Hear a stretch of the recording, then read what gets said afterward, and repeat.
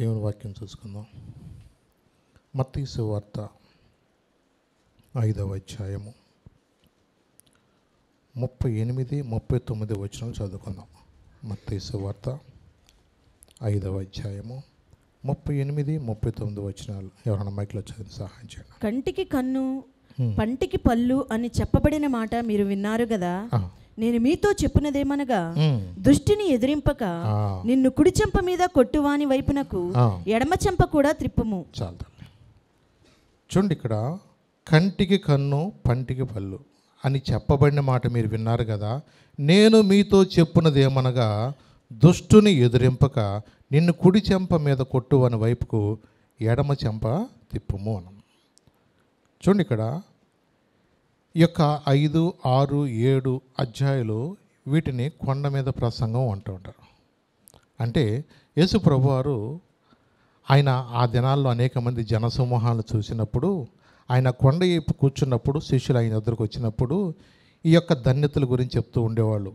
ఎందుకంటే అంతకుముందు అనేక మంది ఆయన సమాజ మందిరాల్లో సువార్త ప్రకటిస్తున్నప్పుడు కూడా ప్రజలు ప్రతి ఒక్క వ్యాధిని, ప్రతి రోగాన్ని ఆయన స్వస్థపరుస్తూ ఉండేవాళ్ళు. అలాగే ఆయన గురించి అనేక ప్రాంతాల్లో కూడా ఆయన కీర్తి వ్యాపిస్తూ ఉండేది.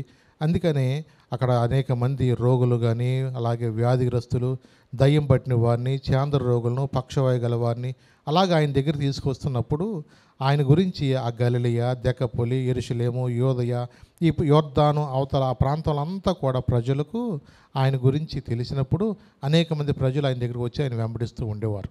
నిజమే, ప్రభు అనేక మందిని కూడా ఆయన స్వస్థపరిచారు. అనేక ఆశ్చర్యకార్యాలు వాళ్ళ జీవితాల్లో జరిగించినప్పుడు ఆయన మాటలు వినటానికి అనేక మంది ఆయన దగ్గరికి వచ్చారు.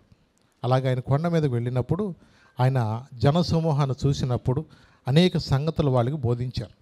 నిజమే, దేవుని యొక్క మాటలు కొన్నిసార్లు మనం వింటున్నప్పుడు ఆయన ప్రేమ, ఆయన యొక్క దీనత్వము, ఆయన యొక్క నిజంగా కొన్నిసార్లు మనుషుల ఎడల ఆయనకున్న దయాళత్వం ఇవన్నీ కూడా మనకు తెలుస్తూ ఉంటాయి. ఎందుకంటే మరి ఇక్కడ రాయబడిన మాటలు ఏముందంటే, కంటికి కన్ను పంటికి పళ్ళు. మన భాషలో చెప్పాలంటే దెబ్బకి దెబ్బ, మాటకు మాట. అలాగూ కొన్నిసార్లు మనుషుల యొక్క మాటలు ఎలా ఉంటాయో మనకు తెలుస్తాయి. ఎందుకంటే పూర్వం ధర్మశాస్త్రంలో కూడా కొన్ని నిబంధనలు ఎలా ఉండేయంటే చాలా కఠినంగా ఉండేవి. ఆ ధర్మశాస్త్ర ప్రకారము కొన్నిసార్లు మనుషులు ఏదైనా 2 సాక్ష్యాలు ఉంటే వాళ్ళు ఏం చేసేవాళ్ళు తెలుసా? యెజబెల్ ఏం చేసింది? రాజుగారిని దూషించాడు, అలాగే దేవుని దూషించాడు. 2 అబద్ధ సాక్షులను పట్టుకున్నారు, ఏం చేశారు? రాళ్ళతో కొట్టి చంపేశారు. అంటే ఆ దినాల్లో అంత కఠినంగా మనుషులు ఉండేవాళ్ళు. నిజమే, అంత మాత్రమే కాదు, ఇంకా మీకు కొన్ని మాటలు చూపిస్తాను మీకు. యెహోషువ 7వ అధ్యాయంలో అక్కడ ఆకానని ఒక వ్యక్తి దొంగతనం చేసిన దాన్ని బట్టి అతనిని రాళ్లతో కొట్టి చంపేసినట్లుగా ఉంది. యెహోషువ 7:24 నుంచి చదవండి ఒకసారి. యెహోషువ తరువాత యెహోషువయు ఇశ్రాయేలులందరూ జెరహు కుమారుడైన ఆకానును, ఆ వెండిని, ఆ పై వస్త్రమును, ఆ బంగారు కమ్మిని, ఆకాను కుమారులను, కుమార్తెలను, ఎద్దులను, గాడిదలను, మందను, డేరాను, వానికి కలిగిన సమస్తమును పట్టుకొని ఆకోరు లోయలోనికి తీసుకొని వచ్చిరి. అప్పుడు యెహోషువ, నీవేళ మమ్మను బాధపరిచితివి, నేడు యెహోవా నిన్ను బాధపరచుననగా ఇశ్రాయేలులందరూ వారిని రాళ్లతో చావగొట్టిరి. వారిని రాళ్లతో కొట్టిన తర్వాత అగ్ని చేత కాల్చి వారి మీద రాళ్లను పెద్ద కుప్పగా వేసిరి. అది నేటి వరకు ఉన్నది. అప్పుడు యెహోవా కోపోద్రేకం విడిచిన వాడై మల్లుకొనెను. చూడండి, ఆకాను చేసిన పొరపాటు ఏంటంటే, మీరు యెరికో ప్రాంతానికి వెళ్ళినప్పుడు అక్కడ దేన్ని మీరు ఆశించి తీసుకోవద్దు, అది శపితమైనదని దేవుడు ఖచ్చితంగా చెప్పాడు. దాన్ని మీరు తీసుకుంటే దానివల్ల మీరు నష్టపోతారు. అందుకనే ఖచ్చితంగా దేవుడు చెప్పాడు, యెరికో ప్రాంతం అంతా అది శపితమైనది, దానిలో ఏది ముట్టుకోవద్దని దేవుడు ఖచ్చితంగా చెప్పినప్పుడు మనుషులు తెలియకోకుండానే ఆశ అనేది ఏం చేసిందంటే, ఎవరికి తెలియదు అన్నట్టుగా తను ఆశించి దానిలో కొంత బంగారము, చీనర వస్త్రాలు ఇవన్నీ తీసుకుని తన యొక్క డేరా కింద వాటిని దాచుకున్నాడు. ఇలాగే వాళ్ళు వెళుతున్నారు, హాయి పట్టణం చిన్నదే కదా అన్నట్టుగా వెళుతున్నారు. కానీ ఆ పట్టణం మీద జయించలేక ఓడిపోయినప్పుడు యెహోషువ బట్టలు చెంపుకొని, గోనె బట్ట కట్టుకుని ఏడుస్తూ ప్రార్థన చేస్తున్నాడు. అయ్యా నాకు ఎందుకు ఇలాగ జరిగింది, మాతో మీరున్నారు కదా, మా తోడుగా ఉంటా అని చెప్పావు కదా, మా ముందు మీరు వెళతాన్నారు కదా, మా తోడుగా మీకుంటే మాకెందుకు ఈ అపజయం, మాకెందుకు ఈ నష్టం, ఎందుకు మాకు ఇలా జరిగిందని తను ప్రార్థన చేస్తూ పరీక్షిస్తూ దేవుని సన్నిధిలో కనిపెడుతుంటే మీ మధ్య ఒకడు ఉన్నాడు, దొంగతనం చేశాడు, వాడి పేరు చెప్పుకోకుండానే దేవుడు వంతుల వారిగా నుంచోబెట్టమన్నాడు. అంటే ఎందుకో తెలుసు ఇవన్నీ కూడా. ఇప్పటికైనా వాళ్ళందరూ కూడా ఎవరో మనలో ఒకడు దొంగడు ఉన్నాడంట. ఆ దొంగడు ఎవడో రండి అంటే ఒక్కడు రాలా. అవకాశం ఉన్నప్పుడు ఉపయోగించుకోలే. అతను ఏం చేశాడంటే అతని పేరు మీద చీటీ వచ్చినప్పుడు అప్పుడు అన్నాడు, నేను దొంగతనం చేశానన్నాడు. నువ్వు ఇంతవరకు నువ్వు ఎందుకు మౌనంగా ఉండి ఇలాగ మేము ఎన్నిసార్లు చెప్తానే ఉన్నాం కదా, గోత్రాల ప్రకారం వరుస పెట్టి నుంచోబెట్టాము, వాళ్ళు పిలిచాము, వాళ్ళ ప్రకారం చీటీలు వేసాము, ఈ కార్యక్రమం అంతా జరుగుతున్నప్పుడు నేను పొరపాటు చేశాను ఎందుకు నువ్వు చెప్పలేదు? ఆ కాలంలో ధర్మశాస్త్రం ప్రకారము కంటికి కన్ను పంటికి పన్ను అన్నట్లుగా ఆ కాలంలో ఉన్న నిజంగా శిక్షలు చాలా భయంకరంగా ఉంటూ ఉంటాయి. అతని ఇంటివారు, అతని పశువులు, అతను కలిగిన సమస్తం కూడా తీసుకొచ్చి ఏం చేశారు చెప్పండి? రాళ్లతో కొట్టి చంపేశారు. పొరపాటు చేసింది ఎవరో? ఆకానొక్కడు. మరి పసిపిల్లలు కూడా ఉన్నారు కదా, మన ఇంట్లో పాపం కోడలు ఉండొచ్చు, కొడుకులు ఉండొచ్చు, చిన్న వాళ్ళు ఉండొచ్చు.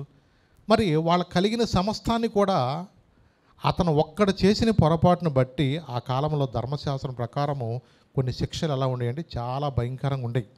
ఆ ఇల్లు అనేది అసలు పేరు చెప్పుకుంటా కూడా ఎవడ లేకుండా ఇల్లంతా కూడా తీయబడింది. అంటే చూడండి, పూర్వకాలం ఉన్న శిక్షలు అంత చాలా భయంకరంగా ఉండేవి. ఇంకొక మాట కూడా మీరు చూపిస్తాను. లేవి కాండము 20వ అధ్యాయము 9-10 వచనాలు చదువున్నాను ఒకసారి. లేవి కాండము 20వ అధ్యాయము 9-10 వచనాలు చదువు. అక్కడ ఎవడు తన తండ్రినైనను, చూడండి మేము జాగ్రత్తగా వినండి. అక్కడ ఆ రోజులు ఎలా ఉండేది తెలుసా? తండ్రినైనను తన తల్లినైనా దూషించును, అదిగోండి, తల్లినైనా తండ్రినైనా దూషిస్తానంట, వానికి మరణశిక్ష విధింపవలెను. అబ్బో, వాళ్ళకి మరణ శిక్ష అనంట. ఇంకా వాడు తన తండ్రినో తల్లినో దూషించును గనక తన శిక్షకు తానే కారకుడు. తన శిక్షకు తానే కారుడు. పరుని భార్యతో వ్యభిచరించిన వానికి, చూడండి ఇవన్నీ మీరు చదవటానికి ఇంకా చాలా ఇబ్బందిగా ఉంటుంది, కానీ చదువు ఆ వచనం. అనగా తన పొరుగువాని భార్యతో వ్యభిచరించిన వానికి ఆ వ్యభిచారినికి మరణశిక్ష విధింపవలెను. చూసారండి, అలాంటి శిక్షలు ఉంటే అసలు ఊళ్ళో ఇలాంటి పోలీస్ స్టేషన్లతో పని ఉంటుందా?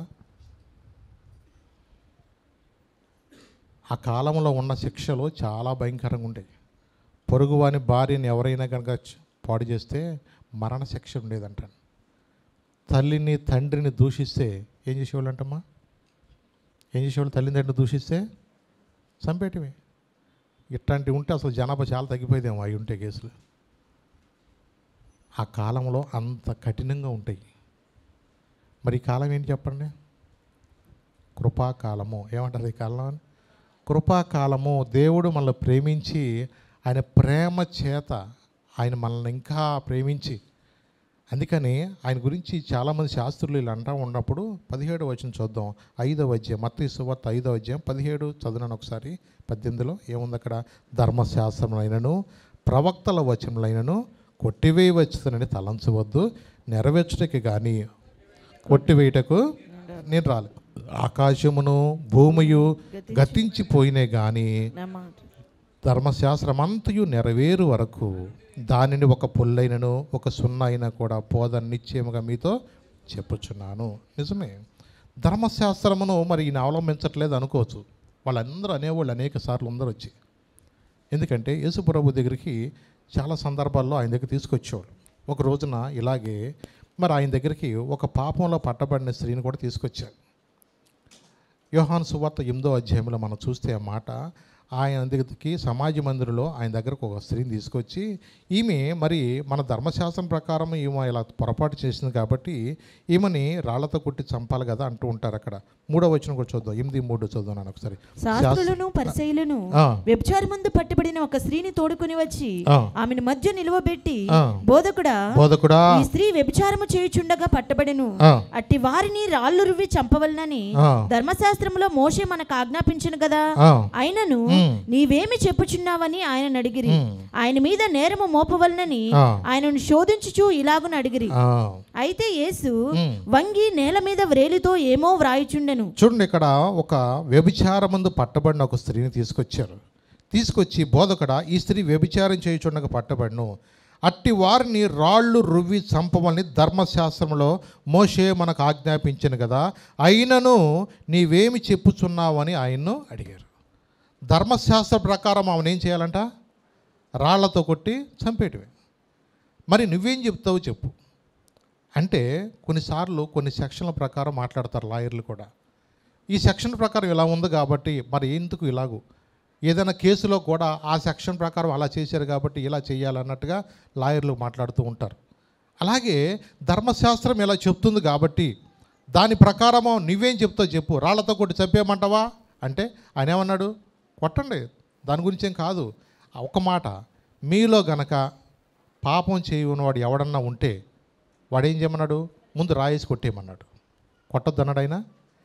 ఆయన మాట ఆ చిన్న ట్విస్ట్ పెట్టినప్పుడు ఒక్కొక్కరికి ఆలోచన వచ్చింది, నాలో పాపం లేనివాడా అని వాళ్ళు ఆలోచించుకున్న సమయంలో యేసుప్రభు వాళ్ళు వేలుతో అలా రాసుకుంటున్నప్పుడు వాళ్ళ యొక్క హృదయాలు అక్కడ అర్థమైపోయినాయి. ఇక ఆ సమయంలో ఆ పరిస్థితి అంతా చూసినప్పుడు ఎవరికాళ్ళే ఒక్కడు కూడా రాయేసి కొట్టుకోకుండా వెళ్ళిపోయారు. చూడండి, అలాంటి సమయంలో అక్కడ ఏముందో తెలుసా? 9వ వచనంలో, వారు ఆ మాట విని పెద్దవారు మొదలుకొని చిన్నవారి వరకు ఒకరి వెంట ఒకరు బయటకు వెళ్ళిపోయారు. యేసు ఒక్కడే మిగిలెను. ఆ స్త్రీ మధ్య నిలబడి ఉండెను. యేసు తల ఎత్తి చూచి అమ్మా వారెక్కడ ఉన్నారు? ఎవరినూ నీకు శిక్ష విధింపలేదా అని అడిగినప్పుడు ఆమె, లేదు ప్రభువా అనెను.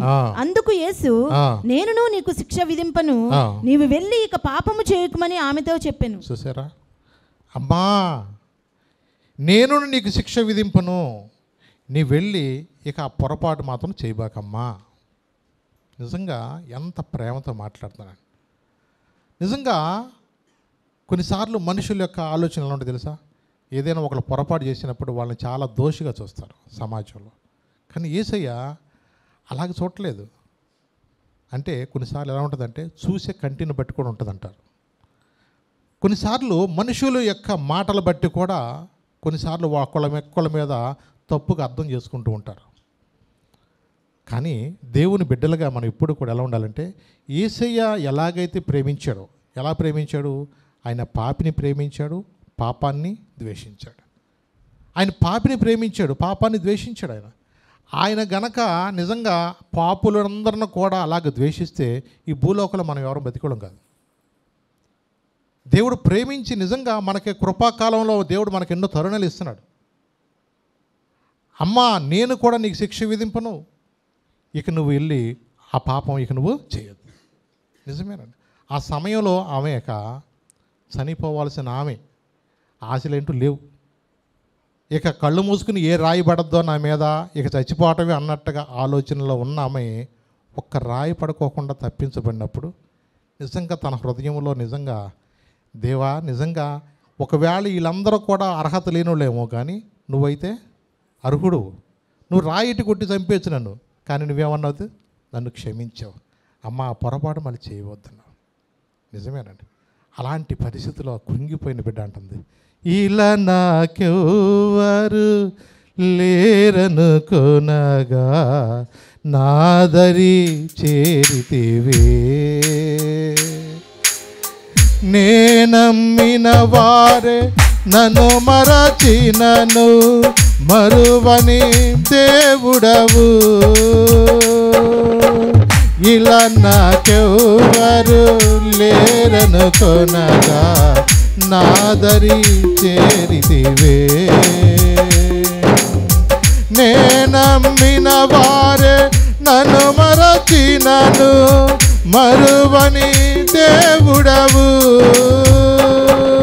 నీ ఆశలే నాలో చిగురించెను, నీ వాక్యమే నన్ను బ్రతికించెను, నీ ఆశలే నాలో చిగురించెను, నీ వాక్యమే నన్ను బ్రతికించెను, నీ అనుబంధము నాకానందమే, నీ అనుబంధము నాకానందమే, పాడేద స్తుతి గానము కొనియాడేద నీ నామము, పాడేద స్తుతి గానము, కొనియాడేద నీ నామము. నీవే నా ప్రేమానురాగం, క్షణమైన విడువని స్నేహం, అతి శ్రేష్ఠుడ నా యేసయ్యా. నీవే నా ప్రేమానురాగం, క్షణమైన విడువని స్నేహం, అతి శ్రేష్ఠుడ నా యేసయ్యా. పాడేద స్తుతి గానము, కొనియాడేద నీ నామము. ఈ లోకంలో ఎక్కడ చూడని ప్రేమ అది యేసయ్యలోనే మాత్రమే దొరుకుతుంది. అవునండి, ఈ లోకంలో మనం చూస్తాం. నిజంగా కొన్నిసార్లు మనుషులు దెబ్బకి దెబ్బ, కుడి చెంప మీద కొట్టబడి ఎడ చెంప మీద ఎవరు చేస్తున్నారు ఈ రోజున? మనకి స్వాతంత్రం వచ్చే సమయంలో అంట గాంధీజీ గారు చదివి ఇక లాభం లేదు, వాళ్ళ మీద మన తుపాకులతో వెళ్ళలేము, వాళ్ళ మీద మనం దాడి చేయటం కష్టం, అందుకని ఆయన అహింస మార్గం గుండా బైబిల్లో చదివిన వాక్య ప్రకారము ఏముందో తెలుసా? నిన్ను కుడి చెంప మీద కొడితే ఎడం చెంప మీద తిప్పాలి. ఇది కరెక్ట్ అనుకుని అర్థమైంది ఆయనకి. అందుకని మనము అహింస మార్గం గుండా వెళ్ళాల్సిందే తప్ప మనం వాళ్ళని ఏదో కొట్టాలి, వాళ్ళని చంపాలని మనం స్వాతంత్రం మనము సంపాదించలేం. నిజమేనండి, యేసయ్య కూడా ఎక్కడ కత్తి పట్టుకుని ఎవరిని చంపలేదండి, ఎక్కడ కత్తి పట్టుకుని చంపలేదు. ప్రేమతో జయించాడు ఆయన. దేంతో జయించాడు ఆయన? ప్రేమ చేతని లోకాన్ని జయించాడు. నిజమేనండి, చాలామందికి తెలియక యేసు ప్రభు చేతగా చచ్చిపోయి ఉంటారు. చేతగా చచ్చిపోలా, అది దేవుని యొక్క ప్రేమ. ఈ రోజున మనుషులు అనుకోవచ్చు, మనం చాలామందిని చూస్తాం. ఈ రోజున చాలామంది ఎలా ఉన్న మనుషుల యొక్క పరిస్థితులు చూస్తుంటే మమ్మల్ని చాలా అవమానకరంగా మాట్లాడండి ఆయన, మమ్మల్ని అసలుకి లేనిపోయిన కేసులు మా మీద పెట్టేయండి, అసలు మమ్మల్ని జైలు పాలు చేసేయండి. ఇలాగ రకరకాలుగా మనుషులు ఇప్పుడున్న వాతావరణం బట్టి ఎలా ఉంటుంది తెలుసా? ఆ టైంలో మా మీద అట్ట మాట్లాడావు కదా, టైం వచ్చింది మాకు, మేము కోడిగుడ్లతో కొడతాం, ఇంకా మీ వాహనాలు ధ్వంసం చేస్తాం, ఒక్కొక్కరిని ఏ పుస్తకం అదేదో వదిలే మనకి రాసుకున్న ప్రకారం ఒక్కొక్కళ్ళ పేర్లు నా దగ్గర లిస్ట్ అంతా ఉంది. ఎవరిని ఎలా చేయాలో మేము అలా చేస్తాం. చట్టం తన పని తాను చేసుకుంటూ పోతుంది. చట్టమేనా? మనసులో ఉన్న కష్టమా? నిజమేనండి, మనుషులుగా కొన్నిసార్లు వాళ్ళకున్న కోపాలు ఆవేశాలు అలాగ బయటపడతాయి. కానీ కొన్ని కుటుంబాల్లో కూడా కొన్నిసార్లు ఇలాంటి ఆవేశకరమైన పరిస్థితులు వస్తాయి. అలాంటప్పుడు వెంటనే మాటకు సమాధానం చెప్తున్నాను. కుటుంబాలు ఏమైనా ఉంటాయో చెప్పండి? కుటుంబాలు కట్టబడవు. నిజమేనండి, మరీ ముఖ్యంగా యేసు ప్రభు బిడ్డలుగా ప్రభు మనతో చెప్పిన దాన్ని బట్టి మనం ఎప్పుడు కూడా ఆత్మఫలం కలిగి ఉండాలి. ఆ ప్రేమ, ఆ సంతోషం, సమాధానం, మంచితనం, దీర్ఘశాంతం, ఆశానిగ్రహం, ఇవన్నీ కూడా మనం కలిగి ఉండాలని ప్రభు చెప్తున్నారు. లోకంలో మనుషులకు దెబ్బకు దెబ్బ, నిన్ను ఎలాగైనా సరే, నిన్ను ఎలాగైనా కొట్టాలి, ఇలాంటి మాటలే ఉంటాయి మనుషుల్లో. నిజమేనండి, ఈ రోజున చాలామంది కూడా తెలియక చాలామంది రకరకాలుగా కోపావేశాలకు వెళ్ళి ఇక అలాంటప్పుడు వాళ్ళకి వీళ్ళకి ఏమీ తేడా ఉండదు. మరి ముఖ్యంగా దేవుని బిడ్డలుగా మనం ఎప్పుడు కూడా నువ్వు కోర్టుకి వెళ్ళావు, నేను కోర్టుకి వెళ్తా, నువ్వు పోలీస్ స్టేషన్కి వెళ్తా. యేసయ్య మనకు అది నేర్పలేదండి. అలాగే మనం అందుకనే దేవుని ప్రేమను బట్టి మనం ఎప్పుడైతే క్షమిస్తూ, వాక్యం ఏం తెలుసా? పేతురు గారి దగ్గర చెప్పాడు, మీరు ఆశీర్వాదమునకు వారసులవటకి మీరు పిలువబడ్డారు కాబట్టి ఏం చేయమన్నాడు? కీడుకు ప్రతి కీడు, దూషణకు ప్రతి దూషణ చేయక ఏం చేయమన్నాడు? వాడిని కొట్టమన్నాడా? దీవించండి, వాడిని ఆశీర్వించండి. నిజమే, అందుకని ప్రేమ చేతనే కుటుంబాలు కట్టబడతాయి. నేను ఎందుకు తగ్గాలి అనుకుంటే కుటుంబాలు కట్టబడవు. మనం ఎప్పుడూ కూడా దేవుని ప్రేమను బట్టి మనం ఎవరికి ఎంతగా మనకు కీడు చేసినా మనం వాళ్ళని ఏం చేయలేదు సార్? ఏం చేయాలి? మనం వాళ్ళని ప్రేమించాలి. ఆ ప్రేమ అనేది అనేక మందిని మారుస్తుంది. నిజమేనండి. కొన్ని సందర్భాల్లో మదర్ తెరీసా గారు, ఆమె మనకు తెలుసు, ఒక చారిటీ పెట్టి మన దేశానికి వచ్చి ఆమె మరి చాలామంది అనాథ పిల్లలకు, కుష్ఠరోగులకి, వీళ్ళందరి కోసం పాపం ఆమె యాచిస్తూ ఉండేది, అంటే అడుగుతూ ఉండేది. ఎందుకంటే మరి మన దేశానికి వచ్చినప్పుడు ప్రారంభంలో ఆమెకు అంతగా డబ్బులు లేవు.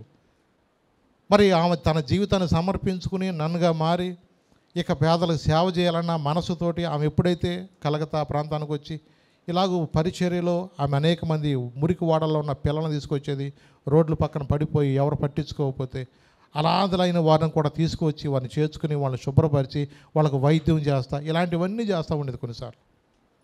నిజంగా ఆమెకి కోపం అనేది లోపల ఉండేది కాదు, దేవుని ప్రేమే ఆమె హృదయంలో ఉండేది. ఆమె కొన్నిసారి ఇలాగే సార్లు సహాయం చేయమని పాపం ఆ ఊర్లో పెద్ద మరి కూరగాయల వ్యాపారి వెళ్తున్నప్పుడు ఆమె పాపం చేయి పట్టింది. అయ్యా కొంచెం సహాయం చేయయ్యా, పిల్లలు ఉన్నారు అయ్యా, అనాథల పిల్లలంటే ఆమె పైనుంచి కింద దాకా చూసి వీళ్ళు వచ్చి మా మతం మారు చేస్తున్నారు, ఐదు మారు చేస్తున్నారు, కోపం వచ్చి ఆయనకి చేతులు కాంటకి ఉమ్మేశాడు. ఆయన చేతులు కాంటకి ఉమ్మేశాడు. కాంటకి ఉమ్మేస్తే ఆమె అసలు నిజంగా బాధపడుకోకుండా ఈ ఉమ్ము నేను తీసుకుంటానయ్యా అని పిల్లలకి ఏమన్నా కొంచెం ఏమైనా ఇవ్వయ్యా అన్నాడు. ఆమె అసలు పైనుంచి కింద దాకా ఆశ్చర్యపడు. ఆయన కాంటకి ఉమ్మేస్తే ఏమన్నా కోపం ఉంటుందేమో అనుకుంది, కానీ ఏమో అసలు కోపం అంటూ లేదు మాకి. ఎవరు ఈ ప్రేమ ఎవరు పెట్టారు వీళ్ళ హృదయంలో? నిజంగా ఆ వ్యాపారి తర్వాత అంట ఆమెకు మంచిగా సహాయకరంగా ఆ యొక్క ట్రస్ట్లో తను కూడా ఒక మెంబర్గా ఉండి మరి ఎంతో తను కూడా సహాయం చేశాడంట. అంటే ఒక ప్రేమ ఒక వ్యక్తిని ఎలా మారుస్తుంది చూడండి. నిజమేనండి. మరి అంత దూరం నుంచి పాపం వచ్చి మన దేశానికి దేవుని చిత్తానుసారంగా దేవుడు మన ఎడల, మన దేశం ఎడల మరి ఏదో ఒక ఆయనకి ఇచ్చిన భారాన్ని బట్టి మరి వాళ్ళు పరిచర్లో దేవుని ప్రేమను పంచుకుంటూ ఉంటుంటే చాలామంది అలాగ రకరకాలుగా మాట్లాడేవాళ్ళు. అలాగే కొన్నిసార్లు ఆమె కూడా అలా వెళుతున్న మార్గంలో ఒక దేవాలయం ముందు గుండా వెళ్తూ ఉండేదంట. ఆ దేవాలయం ముందు దగ్గర ఒక పురోహితుడంట ఏమో చూసి అబ్బా భయంకరంగా తిట్టేవాడంట. అసలు ఆ తిట్లు వినలేక పాపం అసలు కొన్నిసార్లు ఆమె బాధపడతానే వెళ్ళిపోయేదంట. ఇక కొన్నిసార్లు మనం గేటు ముందు నుంచి వెళ్తుంటే కొన్ని కుక్కలు అరుతాయి చూడండి, బాబు అని అరుతూ ఉంటుంది. అటు వెళ్తుంటే బొచ్చు కుక్కలు అరుతాయి. అలాగ అసలుకి అరుతూనే వెళ్ళేదాకా అరుతూనే ఉండే. సర్లే అనుకొని ఎన్ని మామూలేలే పోనేలే, ప్రభు చెప్పారు కదా, నా నిమిత్తము జనులు కనుక మిమ్మల్ని నిందించినా, చెప్పండి కొండ మీద ప్రసంగం ఉంది అది కూడా, హింసించినా, మీ మీద అబద్ధంగా చెడ్డ మాటలలో పలికినప్పుడు ఏం చేయమాడు, మీరు ధన్యులు అన్నాడు. మీరు సంతోషించండి, పరలోకమందు మీకు ఫలము, అక్కడ మీకు ఫలం అధికం అవ్వాలంటే నా కోసం మీరు అవమానపడ్డా, నిందించిన, మీ మీద చెడ్డ మాటలు పలికినప్పుడు మీరు బాధపడద్దు, మీరు ధన్యులు అన్నాడు దేవుడు.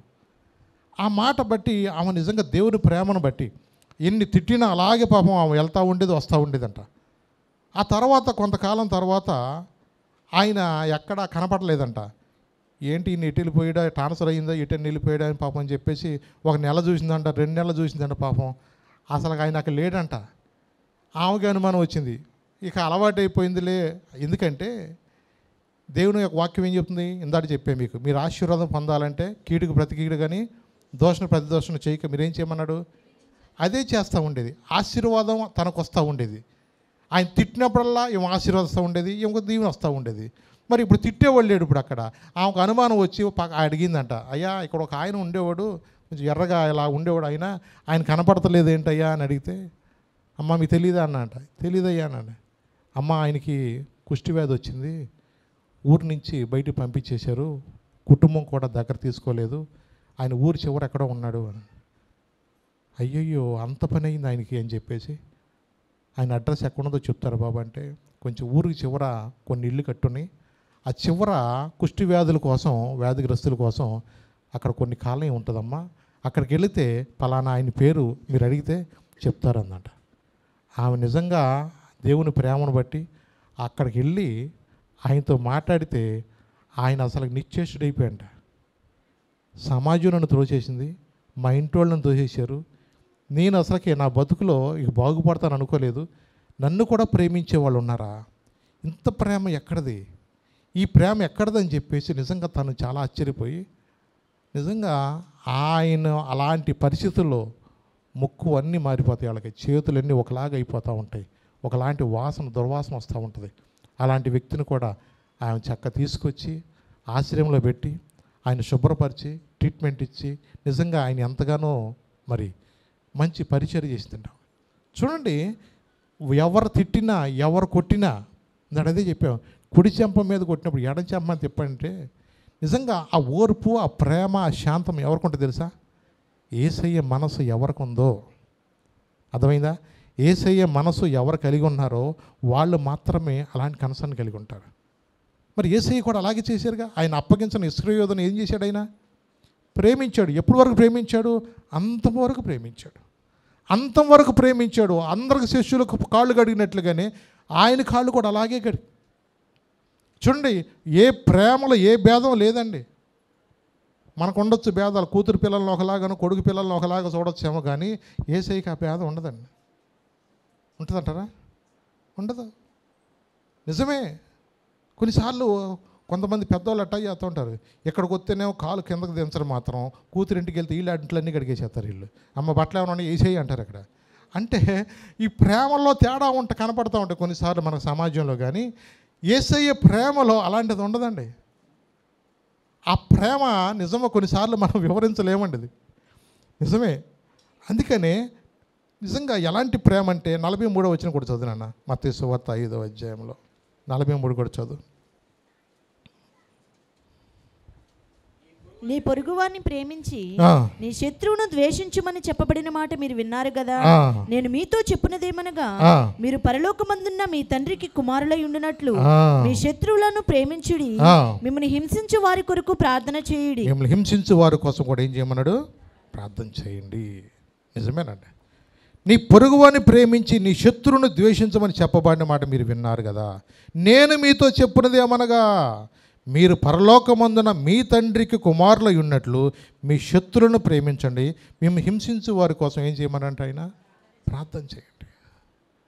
యేసు ప్రభు మాటలో కొన్నిసార్లు వాళ్ళకి అర్థం కావట్లా. హింసించే కోసం ప్రార్థన చేయటం నిజమేనండి. అలాంటి వ్యక్తి గెలగలిగిన రాజకీయ నాయకులు ఎవరైనా ఉంటే ఎప్పుడు వాళ్ళు అట్టాగే నిజంగా అధికారులు ఉంటారు.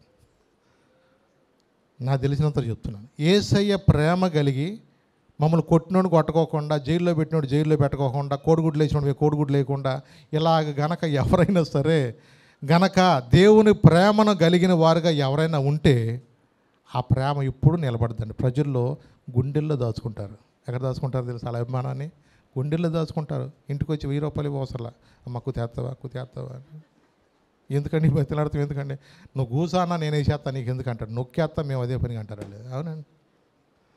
ఆ ప్రేమ సంపాదించుకోవాలి. నిజమేనండి. లోకంలో కానీ ఈ ప్రేమ ఎక్కడా దొరకదండి. అది ఏ శైలిలో దొరుకుతుందండి ఆ ప్రేమ. నిన్ను ప్రేమించినా ప్రేమించకపోయినా. నిజమే కదా.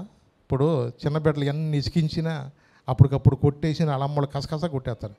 ఇక్కడ దాకా పాడవే అని పాట నేర్పుతారు అనుకో, ఇక్కడికి వచ్చినా అంటారు వాళ్ళు. వాళ్ళ అమ్మ ఇంటికి వెళ్ళి అమ్మ కుట్టురు కొడదు గట్టిగా. ఇక ఎందుకు కొడద్దుగా అంటే ఇంత నేర్పించినా పొద్దుని సాయంత్రం దాకా నేర్పించినా ఇది పాడుకోకుండా అక్కడికి వెళ్ళినాక అంటుంది ఇట్ట అంటే ఎరుచుకుంటుందని చెప్పేసి వెళ్ళినాక టపటపా బాధింది అనుకో, మళ్ళీ వాళ్ళ అమ్మ ఏం చేస్తుంది, దీనికి అనవసరం కొట్టేసాను వాతలు తీరిపోయింది చెప్పేసి మళ్ళీ వాళ్ళ అమ్మ మళ్ళీ దానికి కొబ్బరి నూనె రాసో ఏదో రాసో ఊరుకో అమ్మ నీకు కోడిగుడ్లు పెడతానే, మంచి చికెన్ తెస్తానే, పాపం ఏదో బతిలాడదు. అది తల్లి ప్రేమ. మన బిడ్డల విషయంలో మనం వాళ్ళ మాట ఎన్నా వినకపోయినా ఎలాంటి ప్రేమిస్తాం? దేవుని యొక్క ప్రేమ నిజంగా ఒక తల్లి బిడ్డకున్న ప్రేమ. ఒకవేళ వీళ్ళల్లో కూడా ఆ ప్రేమ ఉండదేమో, కానీ యేసయ్యలో మాత్రం ఆ ప్రేమ ఉంటుంది. ఆ ప్రేమ నిజంగా హృదయంలో ఉన్నప్పుడు ఎంతమందికి దీవెనకరంగా ఉండవు. ఇంకా పౌలు గారు ఒక్క మాట చెప్పాడు. రోమీలు రాయబడిన పత్రిక ఒక మాట మీకు చూపిస్తాను. మీకు రోమీలు రాయబడిన పత్రిక 12వ అధ్యాయము 20-21 వచనం చదువునా, 19 చదవండి. రోమా 12వ అధ్యాయం 19 చదువునా. ప్రియులారా మీకు మీరే పగ తీర్చుకొనక దేవుని ఉగ్రతకు చోటు ఇవ్వండి. పగ తీర్చుట నా పని, నేనే ప్రతిఫలం ఇస్తున్నానని. కాబట్టి నీ శత్రువు ఆకలిగొని ఉంటే ఏం చేయమన్నాడు? మీ శత్రువు గనక ఆకలిగొంటే అతనికి భోజనము పెట్టుము. ఏం చేయమన్నాడు? అతను భోజనం పెట్టు. దప్పికొంటే దాహానికి అలాగు చేయటం వలన అతని తల మీద నిప్పులు గొప్పగా పోయేదు. అతని తల మీద ఏం చేస్తావు తెలుసా నువ్వు? నిప్పులు గొప్పగా వస్తావు. కీడు వలన జయింపక మేలు చేత కీడును జయించుము. ఎలా జయించాలంటండి? మేలు చేత జయించాలి. అవునండి. మనము పగతో ఏమీ చేయలేము. ఎవరైనా నీ శత్రువులాగా ఉన్నా, నిన్ను మాట్లాడకపోయినా, ఒకవేళ నువ్వంటే అడ్డి తిరిగిపోతున్నా, ఇంటికి తెలిసి మంచి మాంసం కూర వండి పెట్టి బిర్యానీ. నిజమేనండి. నా పెళ్ళికి పిలవలేదుగా, నేను పిలవం అనుకోబాక. వాళ్ళు పిలిచినా పిలవకపోయి నువ్వేం చేయాలి? నువ్వు వెళ్ళి ఇంటికి వెళ్ళి పిలిచి గంధం రాగిపోయినా గడ్డం అడ్డ పట్టుకుని రమ్మా అని మనం ఏం చేయాలా చెప్పండి? ప్రేమతో మనము చేయాలి ఏదైనా సరే. ఎప్పుడు కూడా ప్రేమ అనేది జయిస్తుంది. అవునండి. అందుకే నాకు ఈ మాట చదువుతున్నప్పుడు ఎలీషా ప్రవక్త కాలంలో మాట గుర్తొచ్చింది నాకు. చూద్దాం. 2వ రాజుల్లో 6వ అధ్యాయంలోకి ఒకసారి వెళ్దాం. 2వ రాజులు 6వ అధ్యాయం 21, 22 చదివినాను ఒకసారి. అప్పుడు వాళ్ళందరికీ ఏం చేయమన్నాడు తెలుసా? రాజుగారు ఎలా అంటున్నప్పుడు, ఇశ్రాయేలు రాజు వారిని పారజూచి నాయనా వీళ్ళని కొట్టుదునా అని ఎలీషాను అడగగా, అతడు నీ వీరిని కొట్టవద్దు, నీ కత్తి చేతను నీ వింటి చేతను నీవు చెరపట్టబడిన వారినైనను కొట్టుదువా, వారికి భోజనం పెట్టించి వారు తిని త్రాగిన తర్వాత వారు తమ యజమాని యొద్దకు వెళ్ళుదురని చెప్పాను. చూడండి, ఎందుకంటే ఆ కాలంలో ఈ సిరియా సైన్యం అనేవాళ్ళు ఇశ్రాయేల్ మీద మాట్లాడితే రావడానికి వచ్చేవాళ్ళు. వీళ్ళ మీదకి దాడి చేద్దామని అనేక రకాలుగా ప్రయత్నం చేస్తూ ఉంటుంటే వీళ్ళు కొన్నిసార్లు ప్లాన్ చేసుకుంటారు. సైన్యం అన్నాక మనము ఆ పక్క నుంచి వెళ్ళాలా, ఈ పక్క నుంచి వెళ్ళాలా, వాళ్ళ మీద ఎలా దాడి చేయాలని కొంత వాళ్ళ వ్యూహం అనేది ఉంటుంది. వీళ్ళు మాట్లాడుకున్న దాన్ని బట్టి వాళ్ళు ఆ ప్రాంతానికి వెళ్ళి వాళ్ళని దెబ్బ కొట్టాలని చూసేవాళ్ళు. కానీ వీళ్ళు అనుకునే మాటలన్నీ కూడా దేవుడు ఏం చేసేవాడంట? ఎలీషా ప్రవక్త తెలియజేసేవాడంట. ఎలీషా ప్రవక్త ఏం చేసేవాడు? రాజుగారు చెప్పేవాడు. అక్కడ వాళ్ళ యొక్క సైన్యం ఎక్కడ దెబ్బ తినకోకుండా ఆయన జాగ్రత్తలు తీసుకుంటూ ఉన్నాడు. ఇలాగ ఒకసారి కాదు, 2 సార్లు కాదు, అనేక సందర్భాల్లో కూడా ఎన్ని రకాలుగా ఈ సిరియా సైన్యం అనే వాళ్ళు వాళ్ళ మీదకి రావాలని ప్రయత్నం చేసినప్పుడు ఏ విధంగా ఎన్ని ప్రయత్నాలు చేసినా వాళ్ళ వల్ల కాట్ల. ఏంటి ఇలాగ జరుగుతుంది? ఎందుకు? మనం ఇలా అనుకుంటున్న మాటలు కనుక మనలో ఎవరైనా ఉండి వాళ్ళకి ఇన్ఫర్మేషన్ ఇస్తున్నారా అన్న మాట రాజుగారికి అనుమానం వచ్చింది. రాజుగారు ఏమన్నారంటే, అబ్బాయి ఎవడన్నా ఉన్నాడో చెప్పండి, మనలో ఎవడన్నా ఉన్నాడా, మనం అనుకున్న మాటలు ఎవడన్నా జారేస్తున్నాడా అని అంటే, అయ్యా అలాంటి వ్యక్తులు లేరు, కానీ నాకు తెలిసిన ఒక సంగతి చెప్పమంటారా అన్నాడు. ఇశ్రాయిల్లో ఒక ప్రవక్త ఉన్నాడు అయ్యా, ఎలీషా అనే ప్రవక్త ఉన్నాడు. ఆ ప్రవక్తకు ఆ వివేచన వరము, ఆత్మ కొంచెం వరాలు కలిగిన వ్యక్తి. ఆయనకు మనం అంతఃపురంలో మాట్లాడుకునే మాటలన్నీ కూడా ఆయనకు తెలిసిపోతాయి. ఈ మాటలు ఎప్పుడైతే మనము మనసులో ఆలోచించామో ఈ మాటలన్నీ కూడా దేవుడేమో ఎలీషా చెప్తున్నాడు. ఎలీషా గారు ఏం చేస్తున్నాడు? వెళ్ళి రాజుగారు చెప్తున్నాడు. రాజుగారు ఏం చేస్తున్నాడు? ఈ సైన్యం అంతా కూడా ఎక్కడా కూడా దెబ్బ తినకోకుండా ఆయన జాగ్రత్తలు అయినా తీసుకున్నాడు. ఇలా ఎలా జరుగుతుంది? ఇది అలా కూడా జరుగుతుందా? అవునయ్యా, దేవుని యొక్క కార్యాలు కొన్నిసార్లు అది మీకు అర్థం అవ్వకపోవచ్చేమో అంటే అన్నాడు. ఆ ప్రవక్తనే కనుక తీసుకొస్తే, ఎవరినే? ఆ ఎలీషా ప్రవక్తనే కనుక మనం తీసుకొచ్చేద్దాం. వెళ్ళండి, కొంతమంది రథాలు వేసుకుని వెళ్ళిపోయి ఆయన చుట్టూతో రథం కొండ మీద ఉంటాడు కదా, ఆయన వెళ్ళిపోయి ఆయన అమాంతంగా మీరు ఆయన ఏం చేయాలి? మీరు ఆయన పట్టుకుని హైజాక్ చేసుకొచ్చేయండి. ఇక ఎవడ కూడా ఆయన చెప్పకోకుండా, రాజుగారికి ఇన్ఫర్మేషన్ లేకోకుండా, ఎందుకంటే సెల్ ఫోన్ లేవుగా, ఇక్కడున్న సెల్ ఫోన్ చేస్తా కానీ అర్థం కానీ సెల్ ఫోన్ కూడా లేవుగా. ఆయన వెళ్తేనే కదా అర్థమయ్యేది, ఎవరైనా బంటిని పంపిస్తే కానీ అర్థమయ్యేది. ఆయన మన దగ్గర ఎక్కడన్నా ఒక చోట పెట్టేసేద్దాం, ఆయనకి ఏ సంగతులు కూడా తెలియకుండా ఉంటాయి అని చెప్పేసి వాళ్ళు ప్లాన్ చేసి ఏం చేయారంటే ఈ సైన్యంలో కొంతమందిని పంపించారు. ఎప్పుడైతే వీళ్ళు గుర్రాలు రథాలు వేసుకెళ్ళిపోయి ఎలీషా ఆ ఉన్న పర్వతం చుట్టూతో వెళ్ళినప్పుడు ఉదయాన్నే పనివాళ్ళు ఇచ్చాడు, అయ్యా కొంచెం ఇక్కడ తేడా ఉన్నట్టుగా ఉంది, గుర్రాలు రథాలు కొంచెం నాకు అలజడిలాగా ఉంది అని చెప్పేసి ఎలీషా ప్రవక్తను లేపితే ఎలీషా ప్రవక్త అంటాడు, ఆయనకి ఆత్మలో అర్థమైపోతూ ఉంటుంది, అయ్యా ఒక్కసారి వీడి నేత్రాలు తెరువు చేయని చిన్న ప్రార్థన చేస్తాడు. వాడు మనోనేత్రాలు తెరవ చేయమన్నప్పుడు మనోనేత్రాలు తెరవబడినప్పుడు కనపడింది ఏంటంటే ఎలీషా చుట్టూను పర్వతం చుట్టూ కూడా ఏమన్నా తెలుసా? అగ్ని రథాలు ఉన్నట్టుగా చూశాను. ఎలీషా చుట్టూను పర్వతం చుట్టూ కూడా అగ్ని రథాలు ఉన్నప్పుడు ఆయనకు అర్థమైంది ఏంటంటే మా దైవజనుడు ధైర్యం అదా. వాక్యంలో కూడా ఏదో ఉంది కదా, యెహోవా యందు భయభక్తుల వారి చుట్టూ ఎవరుంటారు? ఆయన దూతల కావలని ఇవన్నీ రక్షిస్తాయి కదా, అదే మా దైవజనుడి యొక్క ధైర్యం అని చెప్పేసి ఎంతో ధైర్యంగా ఉంది. ఆయన చిన్న ప్రార్థన చేశాడు. నన్ను పట్టుకెళ్ళటానికి వచ్చిన సైన్యంలో ఎవరికి కళ్ళు కనపడుకోకుండా అందరికీ నేత్రాలు ముయ్యబడుగా కానీ చిన్న ప్రార్థన చేశాడు. ఇప్పుడు ఆయన పట్టుకెళ్ళటానికి వచ్చిన వాళ్ళందరూ కూడా ఎక్కడికి వెళ్ళాలి చెప్పండి? గుడ్డోళ్ళు అయిపోతే అందరూ గుడ్డోళ్ళు అయిపోయారు. ఇక్కడ దాకా వచ్చి నాకు కళ్ళు కనపడతలేదంట, నీకు కనపడుతుందిరా అన్నాడు. నాకు కనపడతలేదు అన్నాడు. నీకు కనపడుతుందిరా అన్నాడు. నాకు కనపడతలేదు అన్నాడు. ఆయన అడిగినా ఈయన అడిగినా ఎక్కడికి వెళ్తున్నారు? ఇప్పుడు ఎవరికి అడిగి పట్టుకొని ఎక్కడికి వెళ్తారు చెప్పండి? దారి ఇటుందో తెలుసుదా? కళ్ళుంటే అని కనపడతా, కొంచెం మసకగా కనపడి ఎటో ఒకటి పోవచ్చు. అసలు మసక లేదు, పోడలేదు, అసలు పుట్టు గుడ్డోళ్ళు అయిపోయారు. అక్కడికి వెళ్ళినాక ఏం చేయాలో అర్థం కావట్లా. ఏంటిరా మన పరిస్థితి ఎట్ట అయిపోయింది అంటారా, ఎట్ట అనుకోలేదురా, ఎట్ట అయిపోయింది అంటే అని చెప్పేసి వాళ్ళు కంగారు పడుతుంటే వీళ్ళు గుడ్డోడైన సంగతి కూడా ప్రవక్త తెలుసుగా పంపించి ఆ గుడ్డోళ్ళందరూ తీసుకురమ్మన్నాడు. ఒక్కొక్కడిని నెమ్మది తీసుకొస్తుంటే అప్పుడు రాజుగారు అన్నాడు, అయ్యా వీరిని కొడదామా అంటున్నాడు. ఏమన్నాడు వాళ్ళని చెప్పండి, ఏమన్నాడు అక్కడ రాజు? చూడండి అక్కడ చదువుదాం ఒక్క భాగ్యం అయ్యారు. అంతటా ఇశ్రాయేల్ రాజు వారిని పారజూచి నాయనా వీరిని కొట్టుదునా అని ఎలీషాను అడగగా అతడు, నీవు వీరిని కొట్టవద్దు, నీ కత్తి చేతను నీ వింటి చేతను నీవు చెరపట్టిన వారినైనను కొట్టుదువా, వారికి భోజనము పెట్టించి. అది ఏం చేయమన్నాడు? వాళ్ళకి మంచి బిర్యానీ వండించు అన్నాడు. వాళ్ళకి నువ్వు పిలిచి వాళ్ళని ఏం చేయమన్నాడు? నీ శత్రువుల కొరకు నువ్వు ఏం చేయమన్నాడు చెప్పండి. ఇందరు మనం చదవండి, రోమిలు రాయబడిన పత్రిక 12వ అధ్యాయంలో అక్కడ మనం చదువుకున్న భాగం 20వ వచనం చదువు. ఇప్పుడు రోమిలు రాయబడిన పత్రిక 12వ అధ్యాయం 20వ వచనం ఏముందమ్మా? నీ శత్రువు కాబట్టి నీ శత్రువు గనక ఆకలిగుంటే అతనికి భోజనము పెట్టు, అది వాడికి అప్పుడు భోజనం పెట్టు. దప్పికొని ఉంటే దాహమేమో అలాగు చేయుట వలన అతని తల మీద నిప్పులు కుప్పగా పోయి. తల మీద ఏం చేస్తావు నువ్వు? నిప్పులు కుప్పగా పోస్తావు. కీడు వల్ల జయించవు, మేలు చేత నువ్వు జయిస్తావు. అవునండి. ఎప్పుడైతే వాళ్ళకి మంచి భోజనం పెట్టి వాళ్ళందరిని కూర్చోబెట్టి చిన్న ప్రార్థన చేశాడు, వీళ్ళ కళ్ళు తెరవబడుగా అనగానే ఎవరికాడ కళ్ళు వచ్చినాయి. చూస్తే ఒక్కళ్ళ ముందేమో తెలుసా? వాళ్ళు అనుకున్నారేక శత్రువులు దొరికినాక బతుకుతావా? గ్యారెంటీ చంపేస్తారు, మనం బతకం అనుకున్నారు. అలాంటి వాళ్ళకి ఏమవుతుంది తెలుసా? మంచి బిర్యానీ వాస అవుతుంది. కూర్చోబెట్టి మీకు ఏది కావాలో తినండి రా, మీకు ఏం కావాలో తినండి, ఇంకా తినండి ఓ చేసేస్తున్నారు.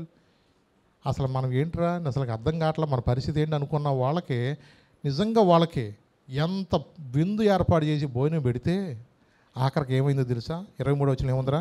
అతడు వారి కొరకు విస్తారమైన భోజన పదార్థాలు సిద్ధపరచగా వారు అన్నపానములు పుచ్చుకొని రాజు సెలవు పొంది తమ యజమాని యొద్దకు పోయిరి. అప్పటి నుండి సిరియనుల దండువారు ఇశ్రాయేలు దేశంలోనికి వచ్చుట మానిపోయెను. అదే అప్పటి నుండి శత్రువులు వాళ్ళ జోలికి ఇంకా రాలా. దేని బట్టి జయించారు చెప్పండి? ప్రేమ చేత జయించారు. నిజమే. ఈ మాట చదువుతున్నప్పుడు నాకు యోసేపు కూడా గుర్తొచ్చాడు. యోసేపు జీవితంలో కూడా మనం చూడవచ్చు. అన్నదమ్ములందరూ ఏం చేశారు? ఈయన చంపేద్దాం అంటున్నారు, ఈయన చంపేసేయాలనుకున్నారు. కానీ మొత్తానికి దేవుని కృపను బట్టి, దేవుని ప్రణాళికలో దేవుడు యోసేపు తోడుగుండబట్టి యోసేపుని దీవించాడు, ఆశీర్వించాడు. అలాగే వాళ్ళ అన్నదమ్ములకి కరువులో కూడా ఏం చేశాడు? ఆయనకి ఆహారం ఇచ్చి వాళ్ళకి పోషించాడు. తర్వాత మొత్తానికి వాళ్ళందరూ కూడా అన్నదమ్ములు అందరూ వచ్చారు, ఐగుప్తులో ఉంటున్నారు. అన్న మీరందరూ కూడా చక్కగా ఉండండి, మీరందరికీ ఇక్కడే శుభ్రంగా ఉంటారని చెప్పాడు. నాన్నగారు చనిపోయారు. నాన్నగారు కూడా యాకోబు చనిపోయిన తర్వాత వాళ్ళకి ఒక అనుమానం వచ్చింది, వీడు మన మీద ఏమన్నా మళ్ళీ కత్తి తీర్చుకుంటాడా, నాన్న కూడా లేడుగా అనుమానం వచ్చింది. 50వ అధ్యాయంలో చూద్దాం ఒకసారి. ఆదికాండం 50వ అధ్యాయం 18 నుంచి 20 దాకా చదువునాను ఒకసారి. ఆదికాండం. మరియు అతని సహోదరులు పోయి అతని ఎదుట సాగిలపడి, అతని ఎదుట అంటే యోసేపు ఎదుట, తమ్ముడి ఎదుట సాగిలపడి, ఇదిగో మేము నీకు దాసులమని చెప్పగా యోసేపు అన్నాడు, భయపడద్దు, నేను దేవుని స్థానం ఉన్నానా? మీరు నాకు కీడు చేయను ఉద్దేశించరు కానీ నేటి దినమున జరుగుచున్నట్లు అనగా బహు ప్రజలను బ్రతికించినట్లుగా అది మేలుకే దేవుడు చేశాడు. కాబట్టి భయపడద్దు, నేను మిమ్మును మీ పిల్లలను ఏం చేస్తాను? నేను పోషించదని చెప్పి వారిని ఆదరించి వారితో ప్రీతిగా మాట్లాడాను. చూసారండి, ఇది ఎవరు ప్రేమ అంటారు చెప్పండి? దేవుని ప్రేమ. దేవుడు ఒక వ్యక్తికి తోడుగున్నప్పుడు, దేవుని యొక్క ప్రేమ హృదయం ఉన్నప్పుడు కీడు చేత జయించగా మేలు చేత జయిస్తున్నాడు. చంపాలని చూసినా సరే వాళ్ళందరూ అన్నదమ్ములకి విస్తారంగా నిజంగా వాళ్ళకి ఎంతగానో ప్రేమించి, అన్నా దేవుడు తన చిత్తానుసారం నడిపించాడు, నన్నేదో ఇక్కడ తీసుకొచ్చే నేను ఇట్లా అమ్మేశారని మీరు బాధపడద్దు. దేవుని ప్రణాళిక ఎలా ఉంది, దేవుని చిత్తానుసారంగా. ఎందుకంటే అబ్రహాముకి ఇచ్చిన వాగ్దానాన్ని బట్టి దేవుడు మనల్ని తప్పకోకుండా ఆయన మనల్ని కాపాడుతాడు, వాగ్దాన భూమికి కూడా తీసుకెళ్తాడు. అన్నా ఒరే పిల్లలో మీరు కూడా వినండి, ఒకవేళ నేను ఇక్కడ చనిపోవచ్చు, నేను చనిపోయిన తర్వాత అయినా సరే నా శవాన్ని మాత్రం ఐగుప్తులో ఉంచొద్దు. ఎక్కడ తీసుకెళ్ళమన్నాడు? వాగ్దాన భూమి మనం వెళ్ళిపోవాలి, అక్కడే మనం తీసుకెళ్ళాలి. అలాగే నా యొక్క శవాన్ని కూడా ఇక్కడ ఉంచొద్దు, ఎముకలు కూడా ఇక్కడ ఉంచొద్దు, వాటన్నిటిని కూడా మీరు ఎక్కడ తీసుకెళ్ళమల్లా? వాగ్దానానికి వెళ్ళిపోవాలి. అంతే తప్ప మనం ఇక్కడ ఉంటానని కాదు. మీకు ఏది కావాలో అది అనుభవించండి, మిమ్మల్ని మీ పిల్లల్ని నేను పోషిస్తాను. నిజమేనండి. దేవుని యొక్క ప్రేమ చూడండి ఎంత గొప్ప ప్రేమ అంటే, అది శత్రువులుగా ఉన్న సహేతం, వాళ్ళు వ్యతిరేకంగా మాట్లాడుతున్న దేవుని యొక్క ప్రేమ ఎలాంటిదంటే వాళ్ళని ఇంకా ప్రేమించే మనసు. నిజమేనండి. కొన్నిసార్లు మనకి అర్థం కాదండి దేవుని యొక్క ప్రేమ. కొన్నిసార్లు నాకు ఈ చదువుతున్న సమయంలో గ్రాహం స్టెయిన్స్ గారు గుర్తొచ్చాడు.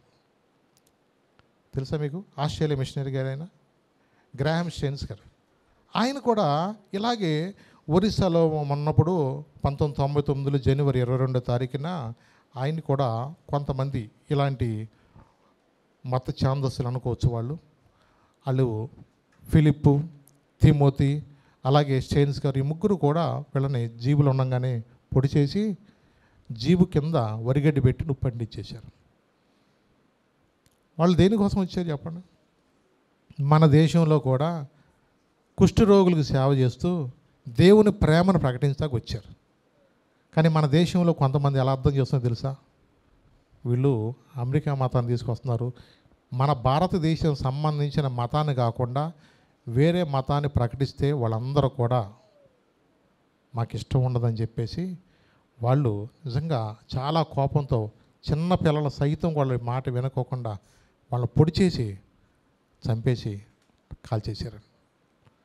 ఎందుకంటే ప్రపంచం అంతా ఆశ్చర్యపోయింది. ప్రపంచం అంతా ఆశ్చర్యపోయింది. నిజంగా తన భార్య పాపం ఆమె ఎక్కడో ఉంది, వేరే చోట ఉంది, గ్లాడిస్. ఇంకో కుమార్తె ఎస్తేరు కూడా ఈ మధ్య ఆ పాప కూడా పెళ్లి చేసేసింది పాపం. ఆ పరిస్థితుల్లో వాళ్ళు నిజంగా ప్రపంచం అంతా ఆశ్చర్యపోయి, ఇలాంటి వాళ్ళు అసలు మనుషులేనా? కుష్ఠరోగులకి బాగు చేస్తున్నా, కుష్ఠరోగులకి ప్రేమతో ఉన్న ఇలాంటి వాళ్ళని కూడా చంపొచ్చా? మన దేశం కానీ దేశం వచ్చి మన దేశంలో కుష్ఠరోగులకి వాళ్ళు చెప్తూ దేవుని ప్రేమను ప్రకటిస్తుంటే ఇలాంటి చంపే మనుషులని వాళ్ళని అసలు ఉరి తీసేయాలన్నట్టుగా చాలామంది మాట్లాడారు అలా. కానీ గ్లాడిస్ ఏముందో తెలుసా? ఆమె వాళ్ళు నేను క్షమిస్తున్నాను. ఏముంది వాళ్ళని? వాళ్ళు నేను క్షమిస్తున్నాను, వాళ్ళని ఉరి తీయొద్దు, వాళ్ళని చంపవసరం లేదు. చూడండి ఈ ప్రేమ ఎక్కడదో తెలుసా? నిజంగా అలాంటి ప్రేమ మనం ఎక్కడ దొరకదండి. పూర్ణమై సంపూర్ణమైన నీ దివ్య చిత్తమే నీవు నన్ను నడిపే నూతనమైన జీవ మార్గము. పూర్ణమై సంపూర్ణమైన నీ దివ్య చిత్తమే నీవు నన్ను నడిపే నూతనమైన జీవ మార్గము. ఇహమందు పరమందు ఆశ్రయమైన వాడవు, ఇన్నాళ్ళు క్షణమైన నన్ను మరువని యేసయ్యా. నా తోడు నీవుంటే అంతే చాలయ్యా, నా ముందు నీవుంటే భయమే లేదయ్యా. నా తోడు నీవుంటే అంతే చాలయ్యా, నా ముందు నీవుంటే భయమే లేదయ్యా. ప్రేమా పూర్ణుడా స్నేహశీలుడా విశ్వనాథుడా విజయ వీరుడా, ఆపత్కాలమందున సర్వలోకమందున్న దీనదయాళ దీపముగా వెలుగుచున్నవాడా. ఆరాధించు నిన్నే లోకరక్షకుడా, ఆనందించు నీలో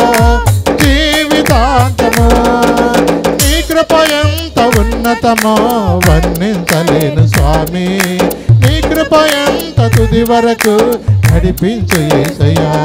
ప్రేమ పూర్ణుడా, స్నేహశీలుడా, విశ్వనాథుడా, విజయ వీరుడా. యేసయ్య ప్రేమ ఎలాంటిదంటే శత్రువును కూడా ప్రేమించేవాడు.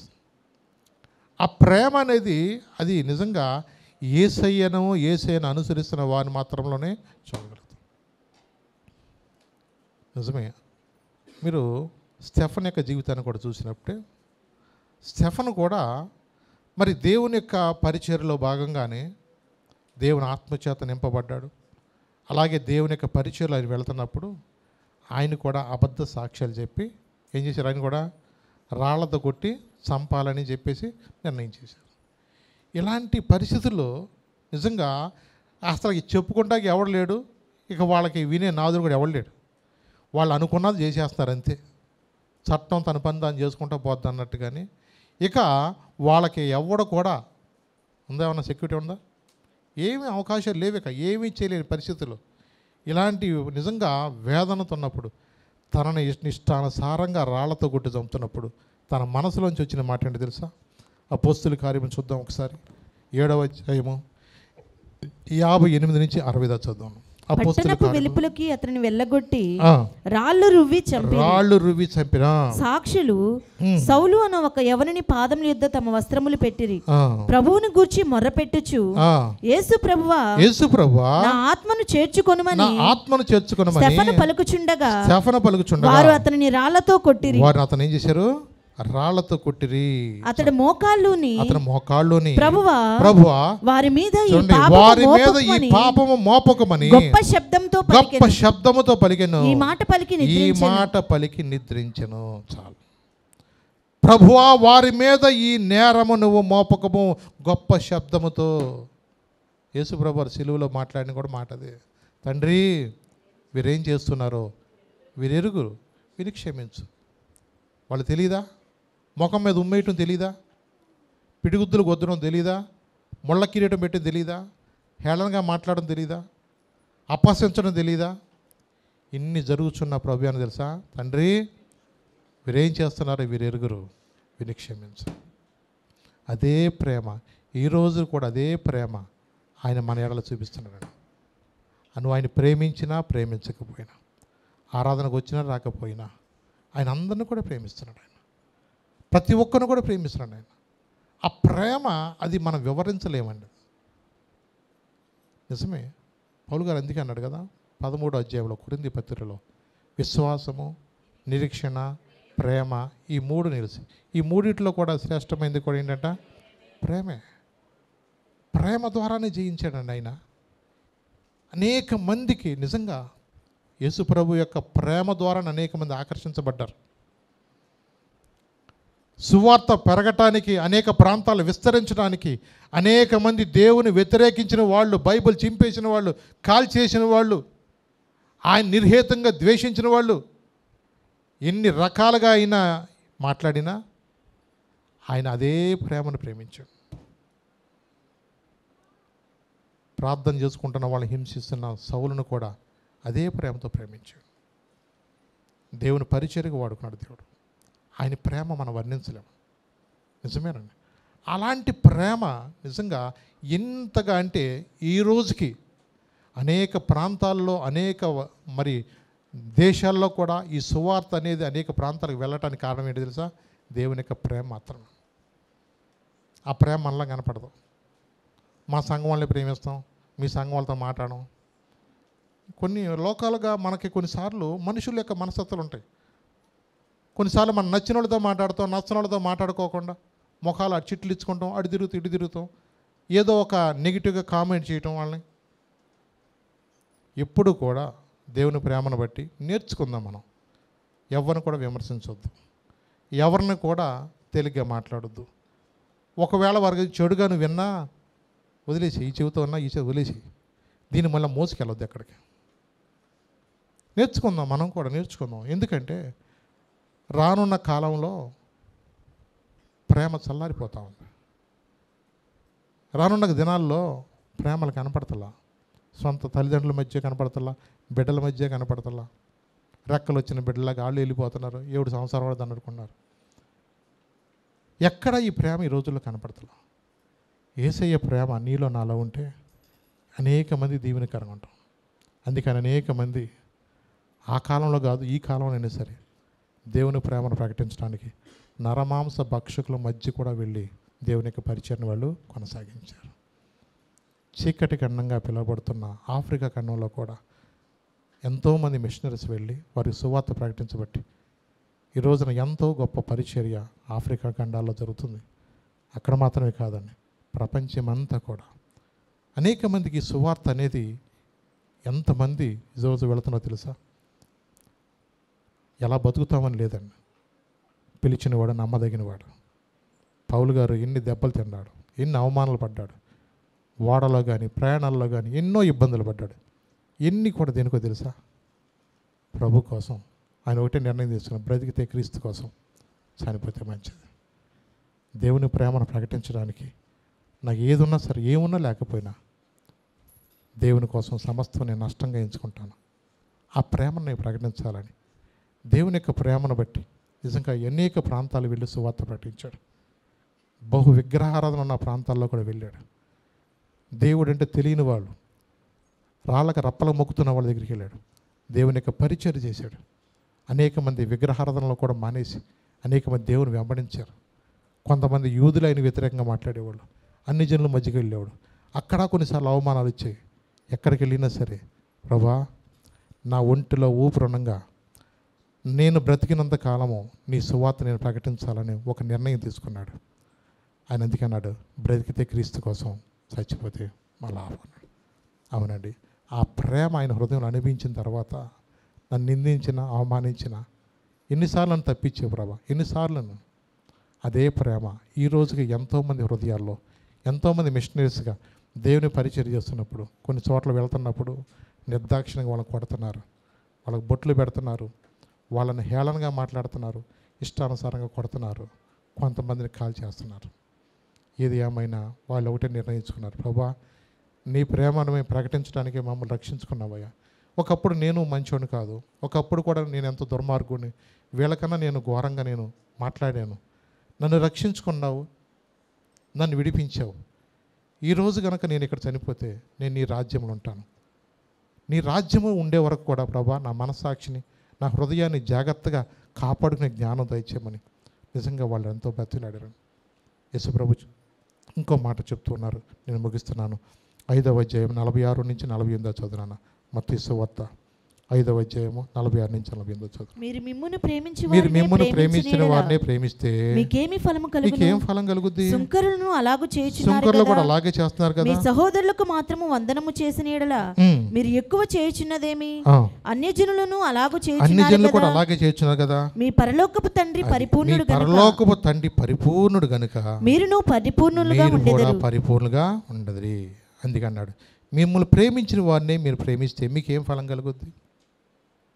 లోకంలో కూడా సుంకరులు కూడా అలాగే చేస్తున్నారు కదా. వాళ్ళు వందనాలు చెప్తే మీరు వందనాలు చెప్పడం గొప్ప ఏముంది? అన్ని జనులు కూడా అలాగే చేస్తున్నారు కదా.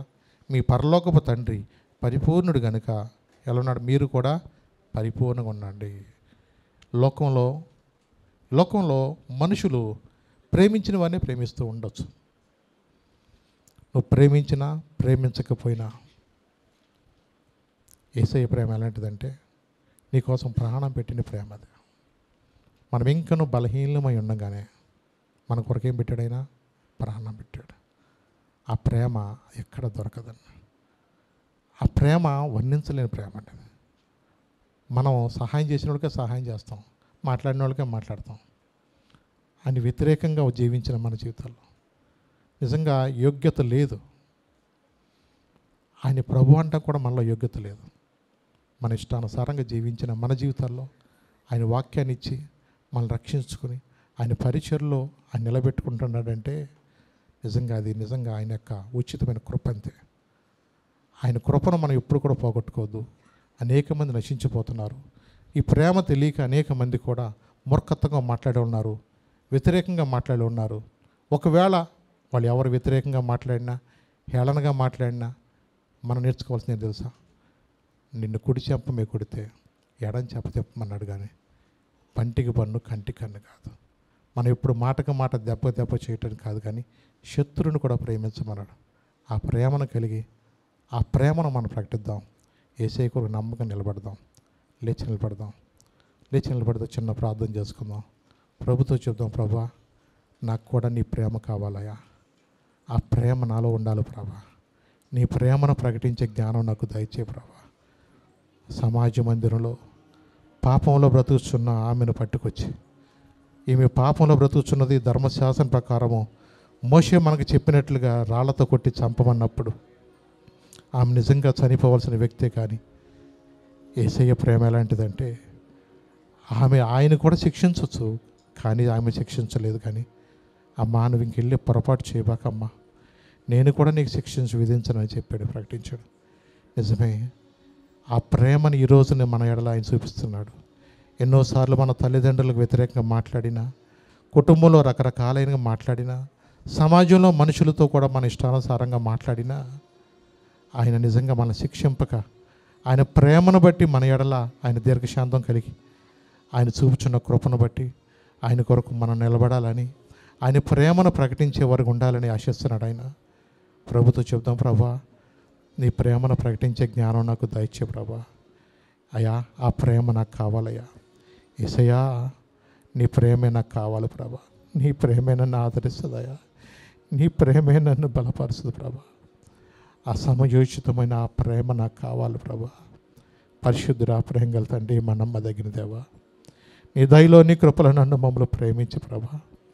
నీ పాదాల దగ్గర నీ మాటలు వినటానికి నువ్వు ఇచ్చిన సమయాన్ని బట్టి వందనాలు ప్రభా. యోగ్యత లేని మా జీవితాల్లో నిర్హేతంగా నిన్ను ద్వేషించి నేను ఎరుగినట్లుగానే కొన్నిసార్లు ప్రార్థనకు వచ్చి కూడా లోకస్తులాగే బ్రతుకుచున్నప్పుడు కూడా నన్ను ప్రేమించి నాకెక్కడ కీడు కానీ మరణం కానీ చేరకోకుండా నన్ను క్షేమంగా నన్ను సజీవులెక్కల కాపాడుచునేసయ్యా. నీకు వందనాలు చెల్లించకుండా ప్రభుత్వ నేను నీకు ప్రేమకే వందనాలు, నీ సన్నిధికి వందనాలు ప్రభా. ప్రభా నీ ప్రేమను ప్రకటించడానికి నా హృదయమంతటితో కూడా నాయన శత్రువును కూడా ప్రేమించే మనసు నిన్ను కుడి చెంప మీద కొడితే వెన చెంప మీద తిప్పమన్నా ప్రభా. నేను చెప్పున్నది ఏమనగా మీ శత్రువును కూడా ప్రేమించమన్నా ప్రభుతాన్ని. అవునయ్యా, శత్రుడికి ఆహారం ఇవ్వమన్నా ప్రభుతాన్ని. ఎలీషా కాలంలో కూడా అలాగే చేశారయ్యా. యోసేపు కూడా అలాగే చేశాడయ్యా. నీ ప్రేమను వారికి ప్రకటించినప్పుడు ప్రభా, నిజంగా ప్రభా వాళ్ళు ఎంతగా ప్రభా నాయన నమ్మారు ప్రభా. ఆ ప్రేమను ప్రకటించే జ్ఞానం మాకు దయచే ప్రభు. దేవా నీ సన్నిధికి వందనాలు, ప్రేమకు వందనాలు. మరణం వరకు నమ్మకంగా నీ ప్రేమను ప్రకటించడానికి అనేక మందికి దీవెనకరంగా నా జీవితం ఉండటానికి కూడా సహాయం. బిడ్డలందరూ కూడా ఆశ్చర్యించండి, దీవించండి. నీ ప్రేమ కలిగిన వారుగా చెడ్డ వార్తలు ఎక్కడ మేము బయటకు చెప్పేవారుగా ఉండక తండ్రి ఆయన కక్ష, ద్వేషాలు, అసూయ, పగ, కోర్టులు, పోలీస్ స్టేషన్లు అంటూ మేము ఎక్కడ ఉండక శత్రువును ప్రేమించి క్షమించి దీవించే మనసు నాకు మా అందరికి దయచే. నీ వాక్యం మాలో ముద్ర వేయమని యేసు నామమున వచ్చున్నాను తండ్రి. ఆమేన్, ఆమేన్.